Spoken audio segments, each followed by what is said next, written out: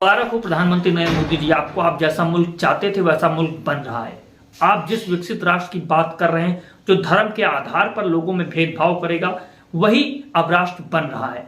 आपने जो 2002 में एक नई रूपरेखा प्रस्तुत की 92 में जो मस्जिद ढाई गई बाबरी, उसके आधार पर आपने चाहा कि धर्म के आधार पर लोग बढ़ जाएं। बीजेपी की जो राजनीति रही, आरएसएस की जो राजनीति रही, उसके शुरुआत से ही वो राजनीति अब एक वृक्ष का रूप ले चुकी है जो देश में बहुत बड़े तरीके से बढ़ रही है। अब लोगों को टारगेट करते हुए किस तरह से बातें की जा रही, सांप्रदायिक भाषण दिए जा रहे हैं। इन भाषणों को आप देखेंगे तो इसका असर जमीन पर दिखने लगा है। लोग एक धर्म के नाम पर दूसरे धर्म को मार रहे हैं, काट रहे हैं और यह साफ तौर से देखा जा रहा है। लेकिन गोदी मीडिया इस पर चुप्पी बनाए हुए कोई राजनीतिक पार्टी इस पर कोई बात नहीं करना चाहती है। जो लोग कहते हैं मोहब्बत की दुकान खोलनी, वो भी इस पर कोई टिप्पणी नहीं करते हैं। आप इन वीडियो को सिलसिले को देखिए। आज इन वीडियो के सिलसिलों पर हम बात करेंगे और खास तौर से उत्तर भारत की राजनीति में बहुत एग्रेसिव हो गया है धर्म के नाम पर लोगों को टारगेट करना और धर्म के आधार पर सांप्रदायिक भाषण देना। उत्तर भारत की राजनीति में बहुत बढ़ चढ़ के रोल इसका अदा हो रहा है। इलाहाबाद हो चाहे बाराबंकी हो, प्रयागराज हो, ये सारे जो जिले हैं इनमें किस तरह से धार्मिक भाषण दिए जा रहे हैं। 15 अगस्त के पहले 14 अगस्त को भी कैसे भाषण दिए गए और पहले से भी किस तरह की समिति गठित हुई, उन पर किस तरह की चर्चाएं हुई, यह आप देखेंगे तो आपकी रूह कांप जाएगी। और उसके बाद जो घटित हो रहा है, मॉब लिंचिंग हो रही है, यह भी आपको देखना चाहिए। आप यह वीडियो देखिए, फिर इस पर हम चर्चा करते हैं। इन कटमुल्लों की राक्षसी प्रवृत्तियां ये पूरे जानवर है, मां बहन अत्याचार करते हैं और माता को काटते हैं। इनको मारने में कोई भी संकोच नहीं है। जाग गया है और इनको मुंहतोड़ जवाब देगा। आपने जो यह वीडियो देखा यह उत्तर प्रदेश इलाहाबाद का है, जहां भारतीय मुसलमानों के नरसंहार की प्रक्रिया अंतिम चरणों में दिखाई दे रही है। किस तरह से हिंदू साधु ने खतरनाक भाषण देते हुए खुलेआम मुसलमानों के खिलाफ हिंसा की वकालत की है। आतंकवादी कोई दूसरा नहीं है। तो आतंकवादी कौन है? इस्लाम धर्म के मानने वाले। इस्लाम धर्म के मानने वाले वो सब के सब आतंकवादी हैं। वो क्या, वो पढ़ते लिखते तो है नहीं, 3 बीवी 70 बच्चे और पूरा हिंदुस्तान कब्जा करने वाले लोग हैं। वीडियो में देखा किस तरह से बाबा के जरिए कहा जा रहा है कि खुलेआम मुसलमानों को कत्लेआम कीजिए। उसका साइड इफेक्ट देखिए किस तरह से जमीन पर दिखाई दे रहा है।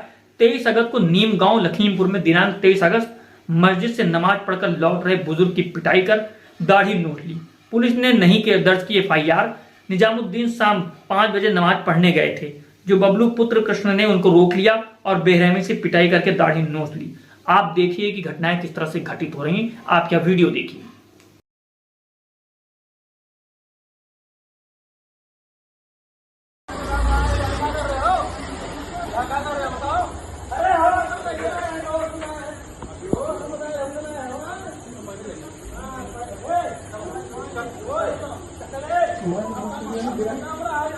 वीडियो बनना देखते रहो।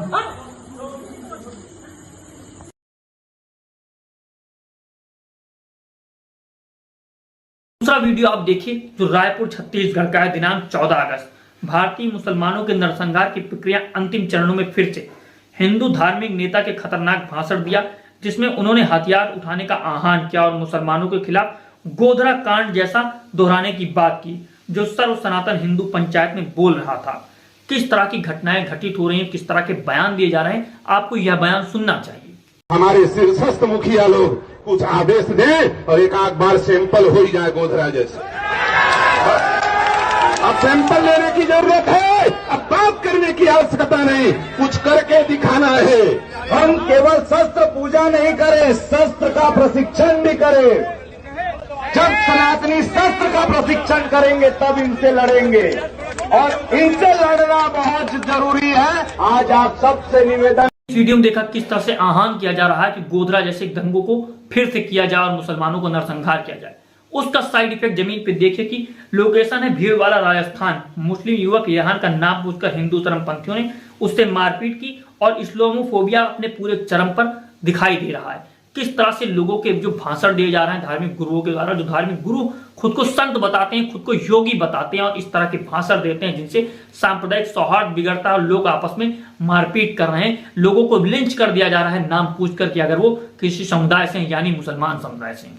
हनुमान कॉलोनी उधर दूध लेने जा रहा था, हनुमान कॉलोनी मंदिर के उधर पीछे, तो उधर मेरे को किसी ने रोक लिया हिंदुओं के लड़कों ने और मेरे से नाम पूछने लग गया तेरा नाम क्या है। एक लड़के ने नाम पूछा तो मैंने नाम बताया, रेहान नाम है मेरा। तो उन्होंने बोला हेलो इधर आ जाओ, इस मुसलमान मारो इसको कट्ठे को, जैसे बोल के मेरे पास आए और वो मारने लग गया, मुझे दांत बूझ चलाने लगे। जितना मैं गाड़ी से नीचे पड़ गया तो और लड़का आए, 15-20 लड़के थे वो, उन्होंने मेरे को मिलकर मारा और मैं गाड़ी से नीचे पड़ गया। तो फिर लाते को चलाने लग गया और ये सूझा दिया मेरे को पूरे को।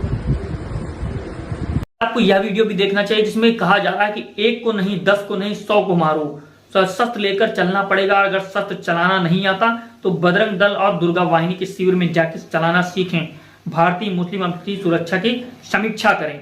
इस बात को आपको समझना चाहिए कि किस तरह से लोगों को संगठित करके कहा जा रहा है कि इनका नरसंहार कीजिए और उन्हें निस्त नाबूद कर दीजिए, यानी उनका अस्तित्व समाप्त कर दीजिए। इस बात को सरकार को देखना होगा और समझना होगा कि क्या हमारा देश इस तरह से विकसित राष्ट्र बन सकेगा या विश्व गुरु बन सकेगा। यही नए विकसित नए भारत की नींव है जो सांप्रदायिक आधार पर रखी जा रही है। ये दौर 1947 से भयावह होता दिखाई दे रहा है। आता है तो बजरंग दल और दुर्गा वाहिनी के शिविरों में जाओ और जाकर के शस्त्र चलाना सीखो। और मरते समय यदि विपरीत स्थिति आए तो 1 को नहीं 10 को और 10 को नहीं 100 को मार के मरो, तब धर्म बचेगा। हर हिंदू के भाषण जब आम हो रहे हैं और इन पर कोई कार्यवाही नहीं की जाए, उसी का साइड इफेक्ट देखिए कि डिकेन गांव रतनगढ़ थाना जिला नीचम मध्य प्रदेश की बात है कि अमीन मंसूरी परिवार के अकेले कमाने वाले सदस्य थे और घर की सारी जिम्मेदारियां उन पर ही थी। 1.5 साल उनकी शादी को हुई थी और उनकी पत्नी गर्भवती है। अब उनकी पत्नी की जिम्मेदारी कौन लेगा? क्या कोई मुस्लिम संस्थान सामने आएगी? क्या मुस्लिम हत्या हुई है इसलिए हिंदू आरोपियों के घर पर बुलडोजर नहीं चलाया जाएगा?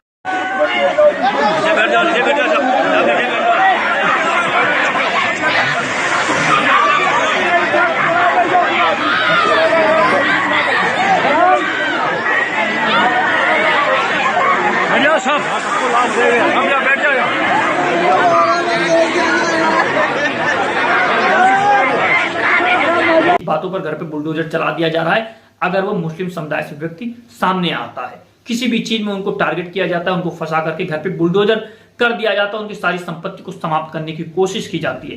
किस तरह से आपने देखा योगी सरकार ने लोगों को अलग बांटने के प्रयास के चक्कर में किस तरह से लोगों से कहा कि आप अपनी दुकानों के नाम की तख्ती टांगिए कि आप किस समुदाय से हैं, यह आपको बताना होगा। आखिर किस आधार पर मुल्क को बांटा जा रहा है? आप याद कीजिए 1947 लोग कहते हैं कि किस तरह से देश बट गया और ऐसी चीजें, यही चीजें होती हैं जो इस तरह के रूप को भयावह रूप में आकर के प्रस्तुत होती हैं। 1947 में 2 लोगों की आप बात कीजिए, पंडित जवाहरलाल नेहरू की जो पहले प्रधानमंत्री बने, उन्होंने शुरुआत से सेकुलरिज्म और हिंदू मुस्लिम भाईचारे की बात की। जब मुल्क हमारा आजाद हुआ तब दंगे हुए, लेकिन उन लोगों के आह्वान पर दंगे रुके भी। क्यों? क्योंकि उन्होंने शुरुआत से सेकुलरिज्म को बढ़ाने की कोशिश की थी, हिंदू मुस्लिम को एक साथ लाने की कोशिश की थी। वहीं पर साथ में आजाद हुआ पाकिस्तान, जब जिन्ना ने धर्म के नाम पर उसको बांटने की कोशिश की थी। जब वहां पर आजादी मिली, उन्होंने अपने भाषण में कहा कि हमें हिंदू और मुसलमानों को साथ में रहना, लेकिन लोगों ने उनकी बात को नहीं माना। यही होता है कथनी और करनी में फर्क। जब आप वही चीज बार बार बोल रहे हैं तो आपकी बात लोग नहीं मानेंगे। प्रधानमंत्री को और बीजेपी पार्टी को, जो भी सत्ता में रह रहे हैं, उनको ये बात सोचनी होगी कि धर्म की राजनीति का आप बीज जो बो रहे हैं अपने एक वोट पाने के लिए, अपनी सत्ता को स्थापित करने के लिए, आखिर यह देश को किस गर्त में ढकेल देगी। आप ये चाहते हैं कि इस तरह की वीडियो हम बनाते रहे तो चैनल को सब्सक्राइब कीजिए। मैं आमिर खान आता हूं।